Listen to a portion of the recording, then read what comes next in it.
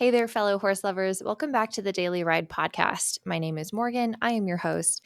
And today I am so excited to share with you a conversation that I had the privilege of having with a trainer, a mentor, and I am blessed to say also a friend of mine who has made a huge impact in my own life as well as in True's life. And that would be Tara Polson. I met Tara when True was a baby when I first brought her home, and I met her through a mutual friend.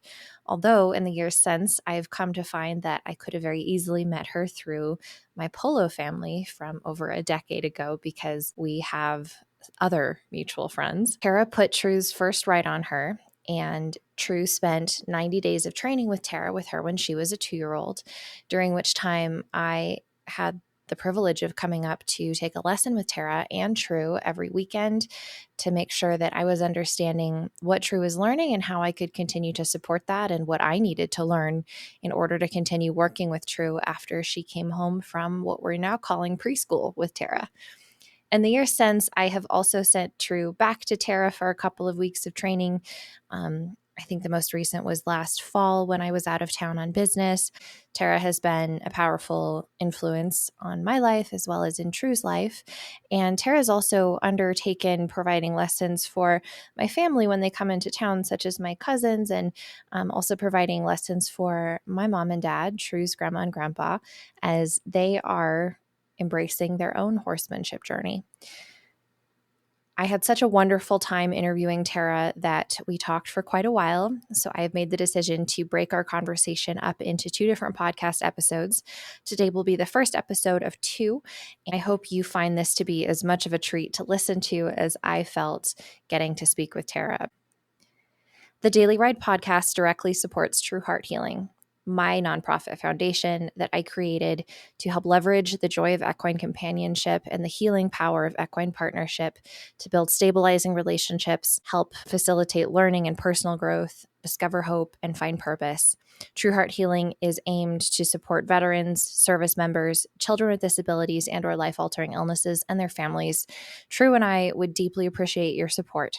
Head on over to www.the-daily-ride.com to learn more and make a donation.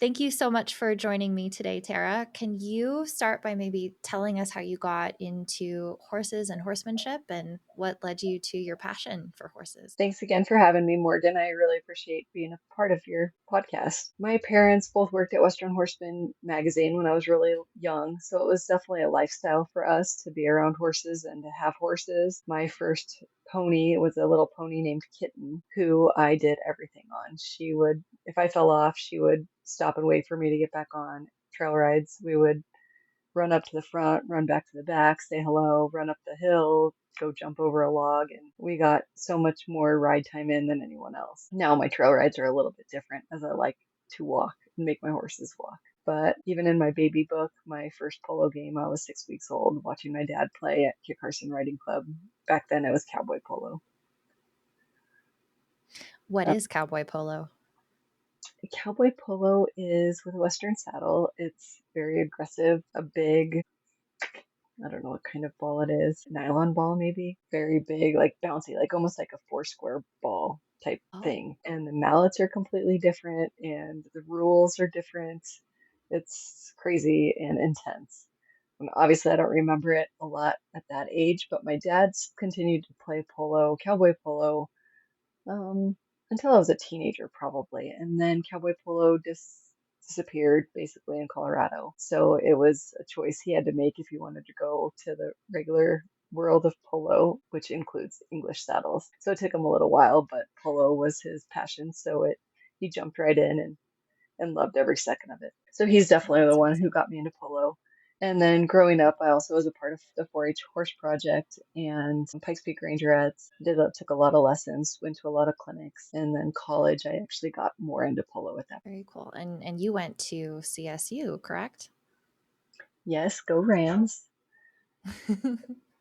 Go Colorado. Right. I feel like Yeah, there's go this, Colorado. Exactly. yeah, wonderful like polo and horse community here in this state, which is kind of funny because Colorado isn't known for, I think, being that way on a national level. But there's this really rich polo community here in Colorado. It's very true. Like my dad played all over the state and all up in Wyoming as well, but it wasn't until college that I became really big into polo.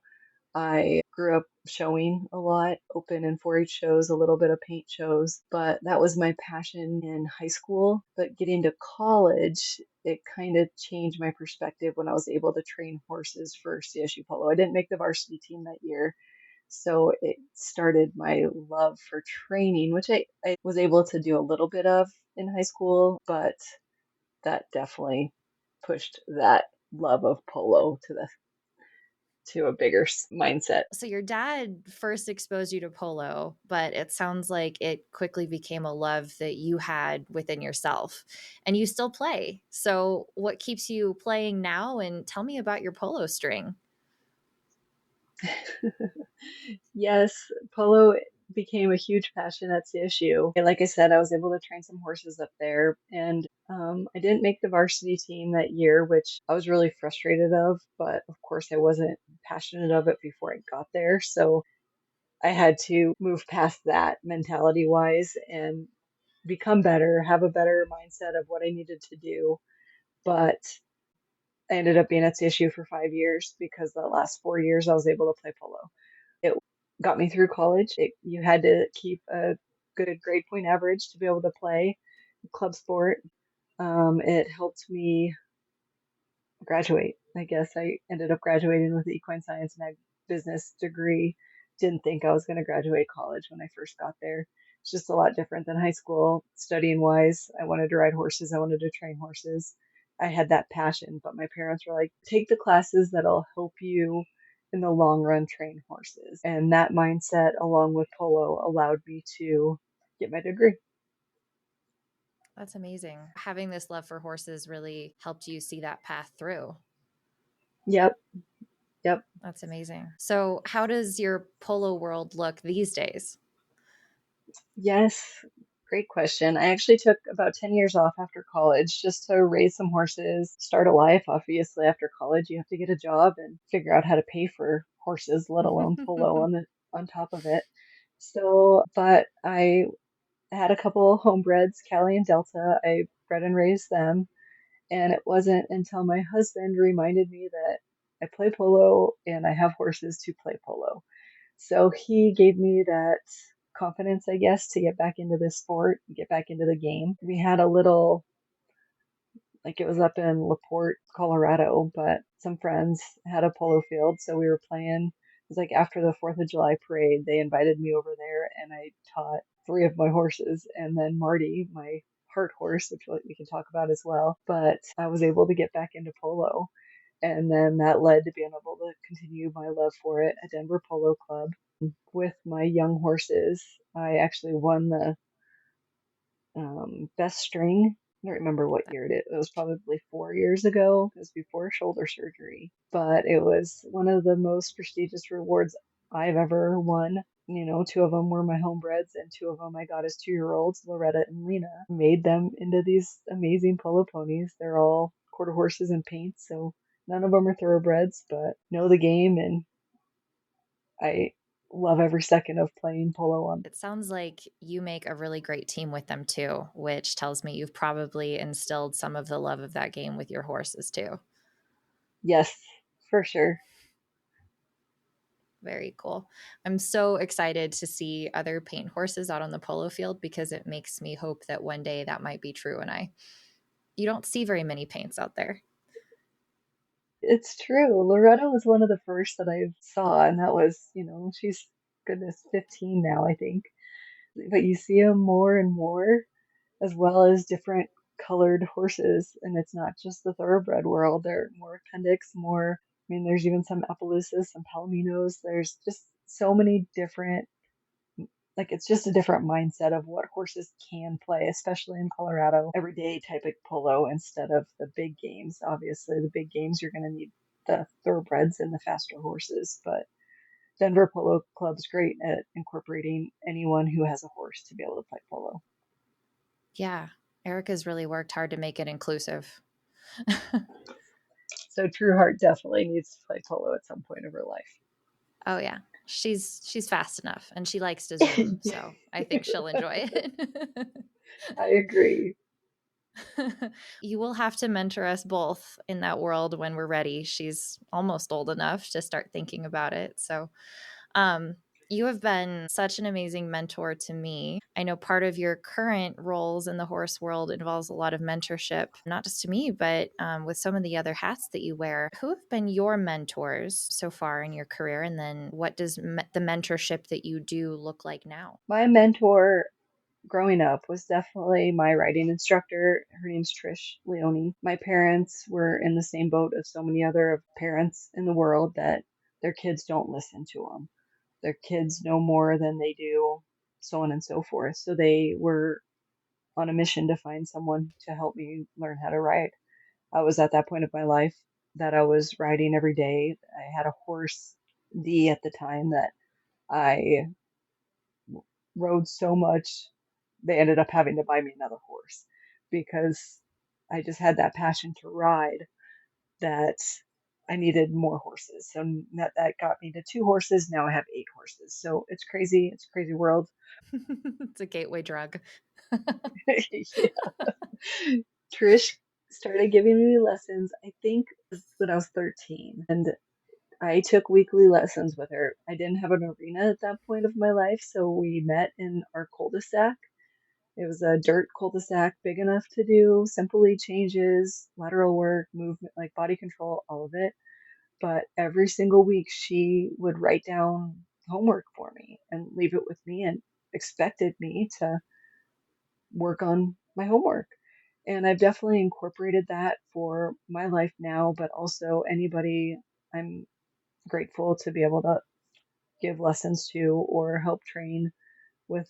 I am definitely one of those students that I've appreciated you giving me homework. You are so good at giving me really bite-sized chunks of things to work on with each lesson, so I know exactly like what to do next in like baby step sizes, but you're also good at explaining how that fits into the bigger picture of this skill that we're trying to learn and why that's important. So, um, if Trish is the one that taught you to do that, it is certainly shown through in your teaching of me. And I've so appreciated it. Well, Trish was. She definitely gave me homework, and I used her. I think she moved maybe when I turned 17 or 18, and it might have got to the point that I wasn't taking weekly lessons, maybe once a month. But she definitely continued that homework strategy, and I have incorporated it with everybody. So I appreciate you letting me know that. It's fun to be able to watch you and True, for one, just take that homework and grow with it. Every single time I see you guys, you're working on more and more things that I taught you or helped you learn a year ago, but you guys have grown so much with it. And that's what I look for sure in a student and horses, all of it, of those that want to try, that want to work hard, that want to get better every single time they step on their horses. And that's Yeah. definitely what Trish taught me back in the day. And she's still my mentor. She's still there watching me grow, watching me. I can reach out to her anytime if I have questions. She's competing in reining now on a fancy reining horse. So it's fun to watch her push to hit her goals and her dreams too. Oh, very cool. So it's is that where some of the daily videoing that you do comes from? I'm not sure how that started. Um, and it's grown through the Because it years, sounds like you obviously. watch her, right? I do, but she doesn't post videos and she never has. I honestly don't know any other trainer that does post public videos. Obviously all of my videos are mainly just on my personal page, but if a horse is for sale, then it turns into a public file. Mhm. So it's just my clients love it. And it's helped grow my business as a horse trainer. But knowing that I'm not hiding anything, unfortunately, there's so many things that I've been told about trainers or things that happen. And I think it probably started with you and True. and previous history there and how I met you guys. Mm-hmm. But it happens. So, I hear about it all the time, and I can't live with myself to not be able to tell my clients what's truly going on. So it takes a lot of extra work, but like I said, my clients love it, and it's grown my business, so it's all worth it. Mm-hmm. Um, Takes extra time every day, but it's worth it. And then I can see Yeah. them too. I don't remember who was it, you that told me to start posting my first versus my last videos? Oh, no, you were doing that Oh, before I think True and I met you. so it must have been Sarah, I think. Okay. Yeah, it's, and it again, it like helps me grow as a trainer. I have bad days, the horses have bad days, how to get through those, but I can go back and watch those videos and take Mhm. it step by step to help myself and help the horse push past that bad day. Yeah. I've learned a lot from trying to take that on too. And I don't post them on Facebook anymore because my Facebook likes to time out. Yep, But I post them on my website now. And it's been really helpful for me trying to, I think I fixed something. Like I think I quit doing something with my arm. And then I'm like, oh yeah, that felt really good when I got off after my ride. And then I look at the video and I'm like, oh, I didn't fix that at all. um, so it's good to be able to actually see it or, go back. Where was I 6 months ago? Have we actually improved? Because it feels like this is better, but has it actually gotten better? And so yep. seeing how the evolution of True's progress as well as my own, like that's been incredible to be able to have that kind of honest record of just taking a video every day. I'm really glad that you inspired me to do that. Yeah, it's that honesty of myself, my training, my clients, like the horse, all of it, to just, here it is, here's the whole entire file. I want to share it with the world. I want everyone to be able to see how your horse is coming along. When True was with you for her first 3 months, and I would come up every week to take a lesson with you and see how True was doing because I missed her so much, but also I wanted to learn so badly because I had never had a baby before. And Yep, you had told me because I was getting frustrated that, like, I think it took us a while before we made it into the lope that first time with you. And you said, the beginners want to work on the intermediate things. The intermediate writers want to work on the advanced stuff, but the advanced writers only focus on the basics. yep. And that has stuck with me in the years since then because it's so true. And your homework, it builds on itself, but all of the skills that we work on, all of the videos that we take, they go back to the basics that you teach about collection. Where did that come from? Did you have a mentor that taught you that? It's so valuable. I would say Trish. She would Oh. probably say no, but it's those mentors, so that passion, that drive, the like, what do you want to accomplish every single day? Um, and pushing through that. But most people, I wouldn't say most, but like it's a rare time that someone wants to come out every week to see their horse. So you definitely thrived with True and building your relationship with True that whole time she was here with me. And then you continued that through I don't know, has it been 2 years since I initially started her? But you continue, and like she has bad days, but we either work So through it do on the I. phone, yeah, 100%.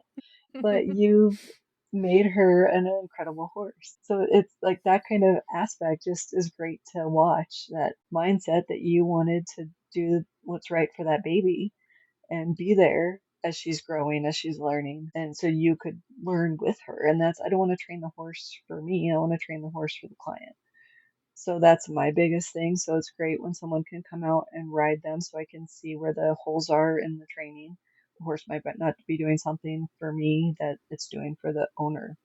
Is it something that I need to fix with the horse, or do I need to help the rider learn what to do to hit those correct buttons? But going back to that, like advanced riders are always working on the basics. Like I have 3 different areas to ride, really 4, because I have the pasture ride too, but the round pen, the small arena, and my regular arena. And I can get something accomplished in every single one. And there's times that I bring my polo ponies that are made all around horses back into the round pen if they're not listening to me. So it's something that no matter if it's bad weather and the round pen sits a little lower, I can still get a ride in and still get a lot done in. Where I think in so many people's mindset, it's they have to ride for an hour a day, or they have to ride in the big arena with this huge goal and plan. And these babies and even the maid horses, my polo ponies, if I rode them an hour a day, they would not be happy with me. They don't want it. They want me to ride them more, don't get me wrong, but they don't need to be ridden an hour at a time either. So Mhm. short and sweet mindset and going back to the basics 100% is a big mindset for me and for starting horses.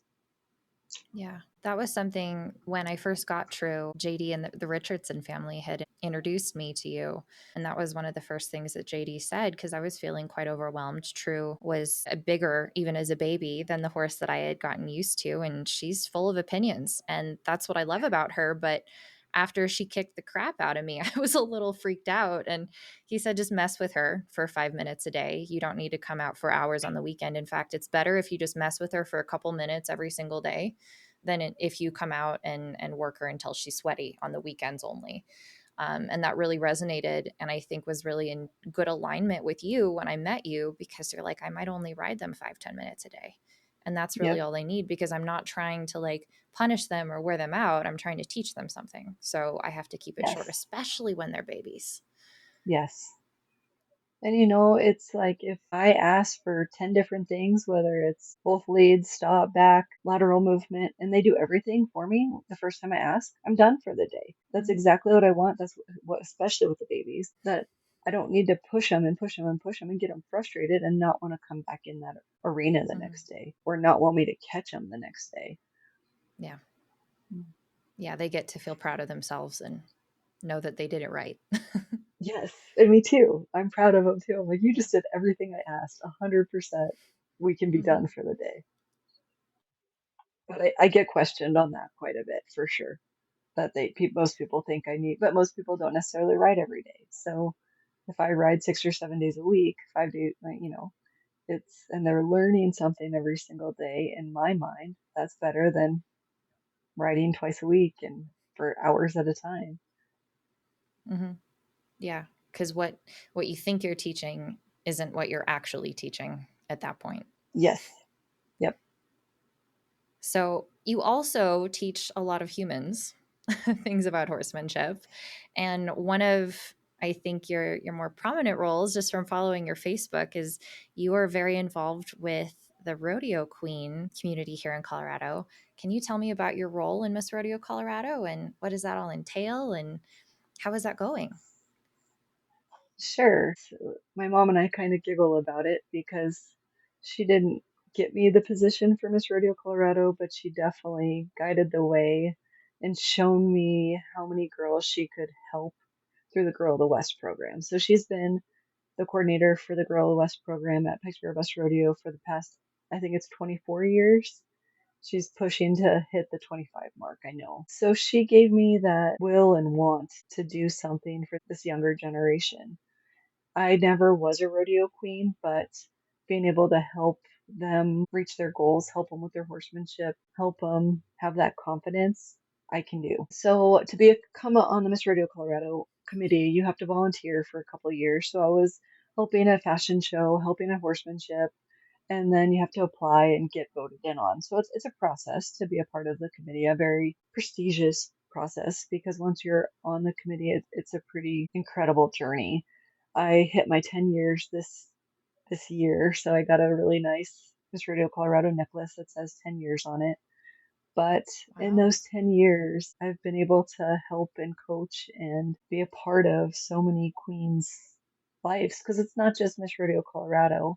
I also get to help with Miss Rodeo America at certain events and then other royalty because of my position on Miss Rodeo Colorado. So I've been able to judge like some of the local queen competitions because of my role on Miss Rodeo Colorado, and then as well as become a horsemanship clinician for Responder Relief Rodeo Royalty, Girl of the West, Douglas County, and Larimer County. So all of them were pretty fun to be able to be a clinician for as well. I was secretary, I don't know how many years ago, probably 5 years. I think I've been the vice president of Miss Rodeo Colorado for 3, and then I got elected again yesterday. So pretty exciting to still have that role because I am very proud of it. I work hard on that side of things to help the committee as much as I can and help those young girls hit their dreams and goals and all of it. So for those listeners who might not have gone to a rodeo, I mean, yeah, what is a rodeo queen? The rodeo queens are an ambassador for the rodeo. They're constantly telling people to go to their rodeo and telling them why, when the dates are, what all events that they can do at the rodeo, talking to little kids. They get constant interviews. They're on television a lot. And then, of course, when their rodeo comes along, they get to present the flags, run flags, but then also give their speeches through the years. Miss Rodeo Colorado travels all over the place. I don't even know her entire schedule. They have control of their schedule. They have some mandatory events. Greeley Stampede is one. Miss Rodeo Colorado is under the umbrella of Greeley Stampede. So, like, our hometown rodeo is Greeley Stampede for the Miss Rodeo Colorado pageant. So, we're very honored to be a part of that rodeo with them. So, that's their big rodeo. So, obviously, that's a mandatory event. But for their pageant, Miss Rodeo Colorado actually has a preliminary pageant, usually in April or May, depending on a few things. And then the pageant is held over Billy Stampede. But there's interviews, so usually a horsemanship interview, a personality interview, and then horsemanship's a big portion of it. Preliminaries, they get to use their own horse. Finals, it's horses that I choose that they've never seen before, never ridden before. Part of my position is finding safe horses that don't just do a perfect pattern because we need a rodeo queen that's going to be able to jump on stock contractor horses and get the job done. So we're not looking for the show horses or the perfect reiners. But then again, like going back to horsemanship, if you don't know how to ride a reining horse, you might not be able to do a perfect pattern on a reiner either. So it's interesting to, but then going back to the pageant, there's also speeches, appearance, the fashion show, and then they're crowned. So, and then they're lady in waiting for 6 months, and then their coronation is actually held during the National Western Stock Show in January, and that's when they get their crown to wear for the Wow, year. that's amazing. So, yeah, it's fun. What is your favorite part of all of that? Well, horsemanship's definitely my passion, so I'm in charge of horsemanship, but I have an amazing subcommittee that help me.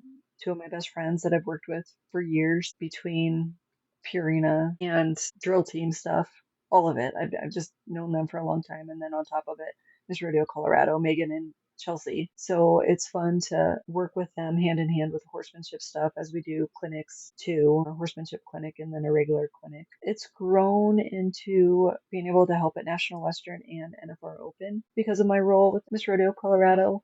So it started that I had to do the extracurricular activities at Stock Show. So basically everything besides just the rodeo of when they're meeting with sponsors, they're going on school visits, they're going to Colorado Saddlery to get a tour, their sponsors, autographs at sponsors' booths, and then the livestock auctions as well. So incorporating all that, it's grown to not just Miss Rodeo Colorado's schedule, but also Miss Rodeo America's schedule, and then also the coordinator of all the local queens. So I help figure out when all the local queens are coming, or not local queens, excuse me, all the state queens, and give them a job while they're there as well, help them with their horses.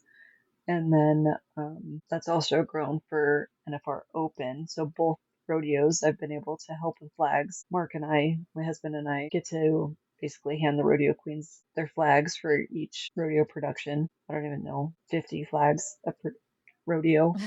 And I was going then to say, with the stock show alone, that is a full-time job for 2 weeks. I think Stock Show it's like 27 rodeo performances. So Oh my it's goodness. crazy, but also helping the queens get this stock contractor horses into their arena as well. Some of the Mm, horses don't want to, they're tired. So it's helping them with their horsemanship. Like my big thing is sit deep and drive, don't lean forward to help them get into that arena. That gives them an mm, out to go backwards. Whereas if you sit deep and drive, you push them into that arena, help them, give yeah, them that confidence to get into that arena. yeah. You tell me that all the time with True too. Yes. So, as part of this, you mentioned that you've been pretty involved with the Pikes Peak or Bust Rodeo as well. Your mother's involved with that, correct? And the Girls of the West. Tell me about your involvement with Pikes Peak or Bust. Sure. It actually started when I was 14. I became a Pikes Peak Rangerette. It's a precision drill team on horseback that promote the Pikes Peak Robust Rodeo. Again, ambassadors for the Pikes Peak Robust Rodeo. So I still have the opportunity to help them either be mentors, advisors, or give a clinic usually once a year to them, as well as I have some students that are Pikes Peak Rangerettes now. So fun to watch them grow through the years. Again, Mark and I have been able to help with the flags. I think we're going on 3 or 4 years now. We've been members. There's a club called Hank's Club, which is, I don't know, a fundraiser, I guess. All the money at Pikes Peak Robust goes to military. So all of their fundraisers are constantly gaining money for the military. So whenever we can help, one, I grew up riding down there in that arena for the Pikes Peak Robust Rodeo, but anytime I can give back to the military and in that community, we try to do just that. So we've been a part of Hank's Club, I think 5 or 6 years now. And then the Queen coordinator, that started, I think, 2 years ago. So pretty fun to be able to, again, we wanted, so Pikes Peak Bus, it's just Miss Rodeo Colorado, Miss Rodeo America, and the Girls of the West that ride. But there's other opportunities that the local or the state queens can do as far as like helping with mutton busting, helping with autographs, that sort of thing. So to be able to bring them in, know exactly who's getting credentials, be there as a supporting guide to give them another rodeo to attend. And it's a good one since it's the NFR Open at Pikes Peak Best Rodeo now. It's fun Wow. for these state queens to be a part of. Yeah, And it's then, great exposure. yeah, yeah, exactly. So that's been fun. And then it's another opportunity for me because I always meet them at National Western, but then I get to see them again, or a lot of them again, in July at the Pikes Peak Bus Rodeo, and then typically at the Miss Rodeo America competition in December. This year, I actually got asked to be the social media coordinator for Pikes Peak Bus as well, so I took that on, which is crazy. Everyone thinks I'm crazy with the extra things I do, but I'm there anyhow. So, and I'm behind the scenes. So to be able to get the behind the scenes footage, make posts right away, they offered me the job. So they came to me for that position, which was pretty fun. I couldn't say no. So, how is the Girls of the West? Is that connected with Pikes Peak or Best Rodeo, or is that a separate thing? Great question. The Girls of the West are also ambassadors of the Pikes Peak Bus Rodeo. They are constantly giving their speech, which is, I think, like a 3 or 4 minute speech. They usually go back and forth amongst each other, talking about the dates, what military is going on each rodeo, because each night of the rodeo is a different military night. So it's always Saturday afternoon. The matinee performance is like all the Air Force cadets, which is one of my favorites to see all the cadets up there eating all their pizza, all their drinks. It's like their first Mm-hmm. night out after they start their year at Air Force Academy. So it's pretty cool to see all of them. But again, the military is such a huge thing for Pikes Peak Bus that the Girls of the West actually get to go to numerous military functions. They get experiences that no one else does. So it's a pretty amazing honor to be the Girl of the West and be a part of that program. The Sisterhood's very neat. It's a huge alumni program as well as Miss Rodeo Colorado. They're just a sisterhood, and the queens are. It's amazing to watch them continue growing and getting their goals and dreams, whatever it is, after their reign as Girl of the West or Miss Rodeo Colorado or any queen for that matter. We're honored the ones that of the Girl of the West that move up to Miss Rodeo Colorado, they're always very ahead of the game because of all their appearances as Girl of the West, and so different than a lot of the local queens get the opportunity to do. So Georgia is the reigning Miss Rodeo Colorado, and she was a past Girl of the West. She actually was Girl of the West for 2 years because I think it went over the COVID year. So she's amazing. Miss Rodeo Colorado, Mm-hmm. she was great as Girl of the West and a good person, good friend, all of it as well. So fun to watch her grow. So it sounds like Miss Rodeo Colorado, Rangerettes, and Girls of the West are different but kind of complementary programs that young women can be involved in. 100%. I am a little sad that by the time I got to the horse world, I was too old for all of them. But it's really exciting to learn about them now through you. Tell me a little bit more. Speaking of things that I would have loved to have done when I was younger, you are still, or maybe getting back into horse shows and trail competitions from what I've seen you get up to on your Facebook. What are some things that you've been working on for your show career, your competition career? What has that been like? Sure. It actually started a year ago. Year ago, October 31st. Not that I'm keeping track, but it's been an incredible journey.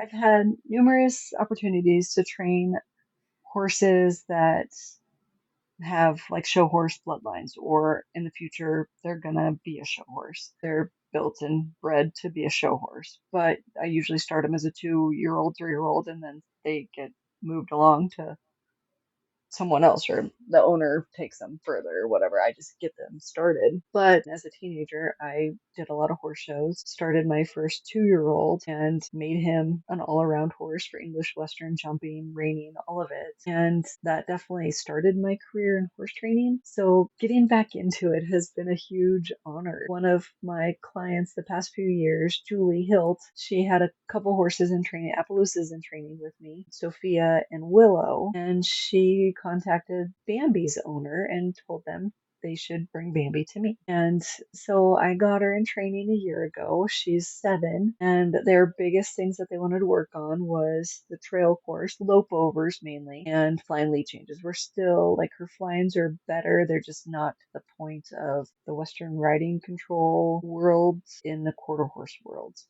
So just a different aspect. They're just perfect, and Bambi's aren't quite perfect. I mean, they're perfect in my mindset.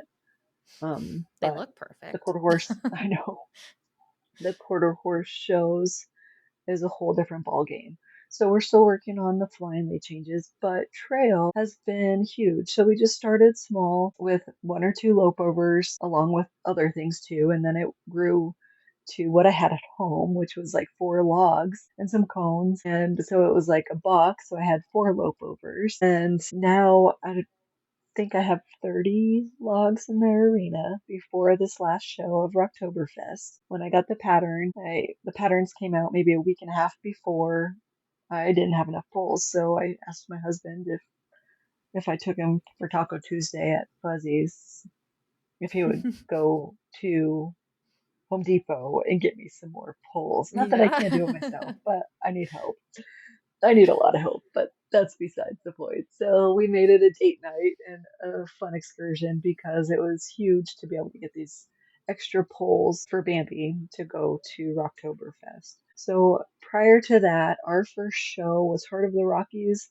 I went with Bambi and her owner to, I don't remember what the February show is off the top of my head right now. The first time, so she did like showmanship, English, Western at that show, but then we moved to Heart of the Rockies in May, was our second horse show together, quarter horse show, again in Loveland, and that was the first time we decided to do trail. So of course my heart was a little racing, my anxiety was high because it's been a hot minute since I was in the show arena, and I never showed quarter horse. So we didn't have the money growing up to do a lot of paint shows, let alone quarter horse shows. You have to have a trainer at quarter horse. So it was the first year that I've been a trainer at a quarter horse show as well. It was nerve wracking, but we got through the course. We had some stuff to work on still, but it wasn't awful. And then the owner is doing the class as well. So basically, the point of the trainer bringing these younger horses through the trail courses to show the horse the pattern and make it a good experience. So then when the rider or the owner rides them through the course, they've seen it, they've done it, it's not a big deal. Obviously, the rider has to help them get through it, but it's okay. Ideally, that's kind of the Mm. mindset of it for these younger horses. And so then I got the opportunity to go to Las Vegas with them to go to the Pinnacle Quarter Horse Show as well as L1s. And it was crazy. It was amazing. It was huge. But I also showed trail there. The owner showed English Western Showmanship and trail for Pinnacle and L1s. I showed at Pinnacle. And each time Bambi continued to improve. And Vegas, so Heart of the Rockies, we did one class. Pinnacle, we had two different classes, 2 different days. And each time our scores got better and better. That's all I can ask, one step at a time, right? We took a break after Vegas, and our next show was our Oktoberfest, which was just last weekend. And we came in top 10 in the trail course. So a huge Congratulations. honor. Thank you. But to compete against these huge, because of course my class is against all the other trainers, so it's all the huge well-known quarter horse trainers is who I'm competing Wow. against. So it's not just like my age group or something like that, but I'm actually competing against other trainers. So it's been an experience, and again, she improved, and that's all we can do together is continue to improve one step at a time. We still have places to work. It wasn't perfect, but compared to Vegas, it was huge leaps and bounds better. So it's been a journey. It's been an honor to be able to train this beautiful show horse and She is. learn And you so much guys look about so good trail too. together. Thank you. It's pretty fun. So, how do you prepare yourself for that? I'm imagining that this experience is probably very different from your typical horse and training client. That's very true. It is mindset. It's passion. It's confidence. I have amazing support system. My mom and Mark came to Vegas with me. They came to the last couple horse shows to watch me. My sister Snapchats me every time. So it's like no matter what I do, I have the support and confidence there behind me. So now it's just like settling down. I guess going back to my students, I tend to talk about tic tacs a lot, and that basically helps us settle our brains down to not like Mhm. so. Like if my anxiety's high, the horse feels that up, of course. So the tic tacs kind of just one, it gives me really good breath. Two, it helps make a smoother pattern because my heart rate's not racing and I'm breathing and all of the above. I'm very competitive at no matter what I do. I might not be the best at anything, but I sure as heck strive to be the best and better every single time. So it's been amazing to get that competitive edge back in the show ring. I'm working hard to have that competitive edge back in the polo arena because I took so much time off after shoulder surgery. It'll I come. still I'm still competitive. Yeah. Yeah, you're rekindling it, and I'm sure it will catch fire in bigger ways as you continue. Yes. Yes. It also sounds like you've got a great team behind you as well, which reminds me, I need to ask you about your drill team, Colorado Stars and Stripes. Tell me about that. So in 2016, Denver Polo Club, the owner who I actually played with, Erica Ganapcar Sachs, I played with at CSU.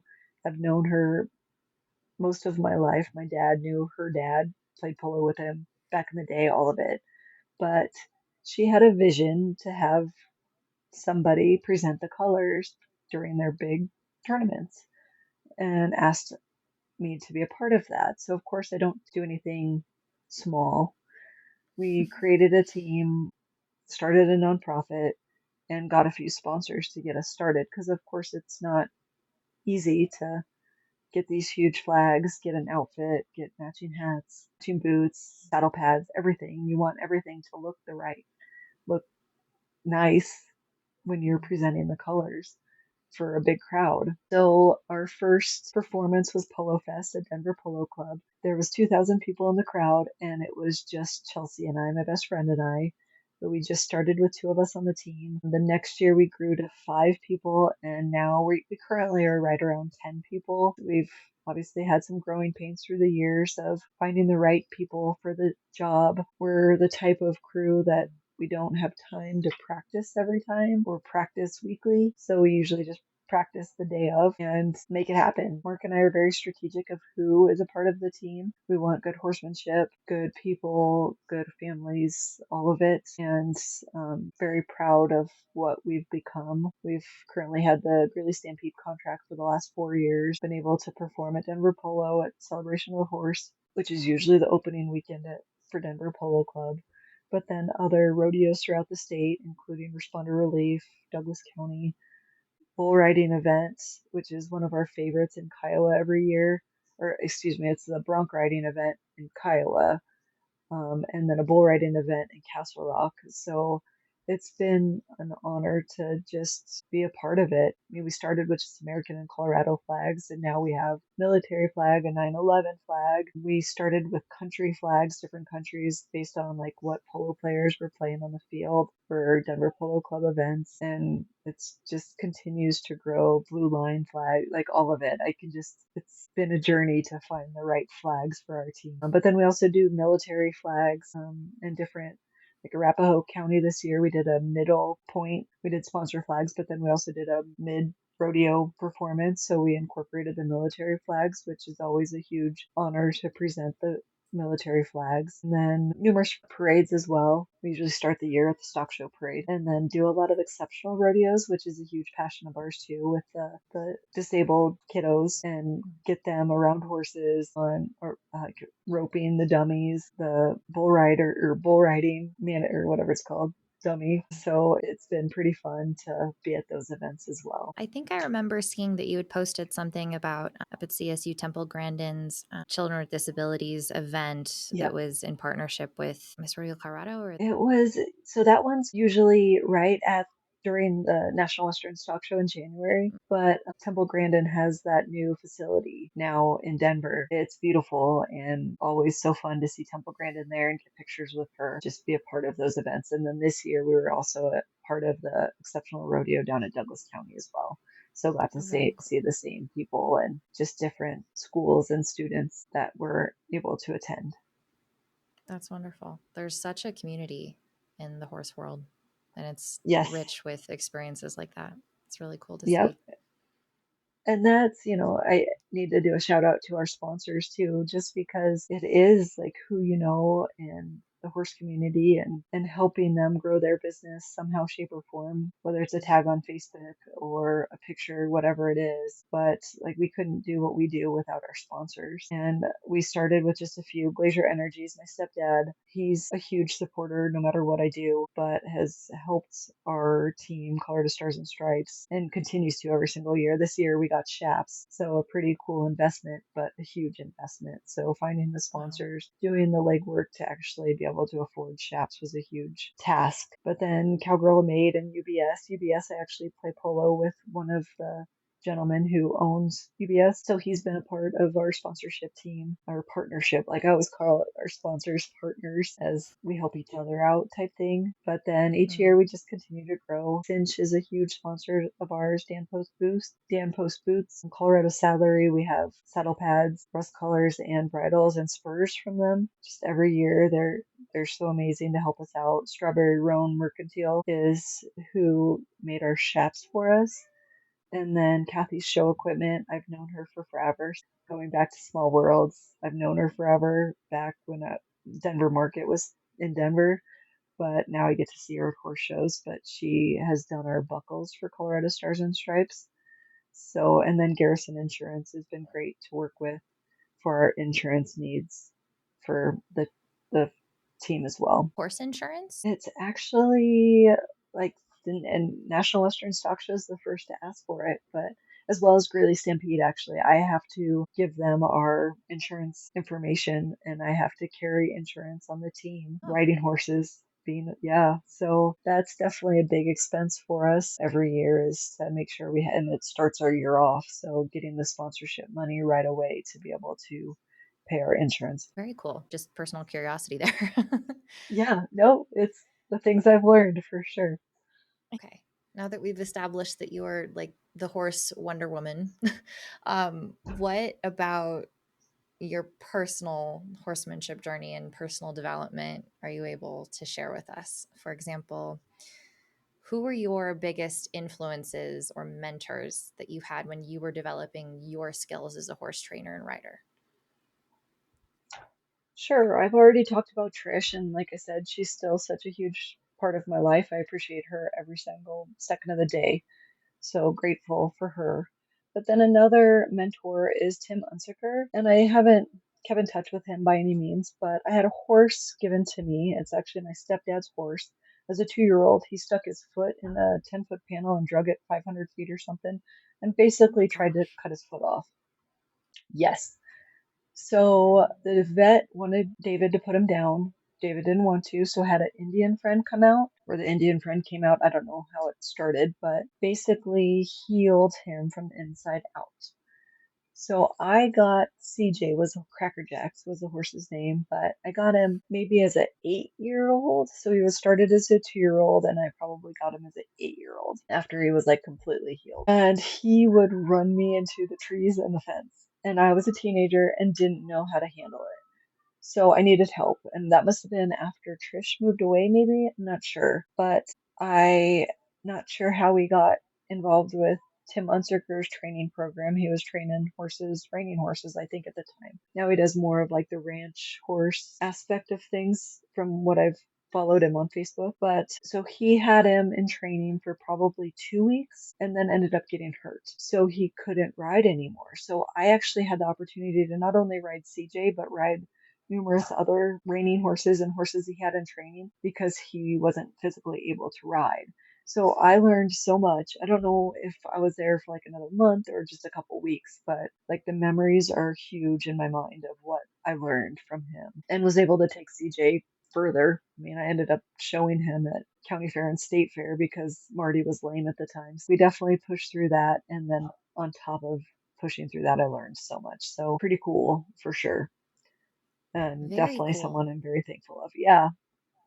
So he was hurt. So physically, you kind of got to be his body and he would kind of walk you through what to do. Yep. Yeah. So basically, I That's was like his amazing. assistant trainer. I don't know if he remembers this because again, it's so long ago, but I won't ever forget it.